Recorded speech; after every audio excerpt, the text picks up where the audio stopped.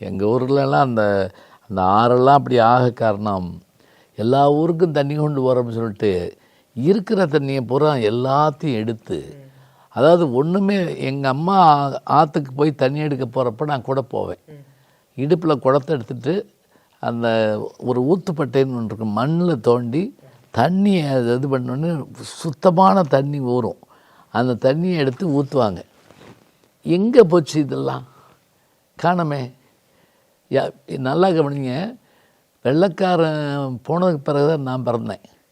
நான் 1955. அதுக்கு பிறகு நான் 65 நான் சொல்கிற விஷயமெல்லாம் இப்போ என் 10 வயசில் 65 நம்ம தான் ஆள ஆரம்பித்தோம். நாமளே ஆழ்ந்த காலம்தான். அதுக்குள்ளே எல்லாத்தையும் அவன் 250 வருஷம் ஒன்றும் நல்லா தானே இருந்தோம்.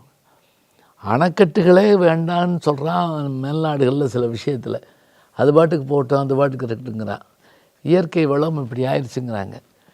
நான் பார்த்துருக்கேன், பெருவெள்ளம் வைகையில் வந்தபோது அதுக்கு வேகவதின்னு பேர்.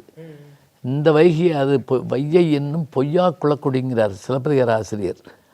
அது புனலாறு என்று பூம்புணலாறுங்கிறார். சொல்ல முடியலையே இதெல்லாம்.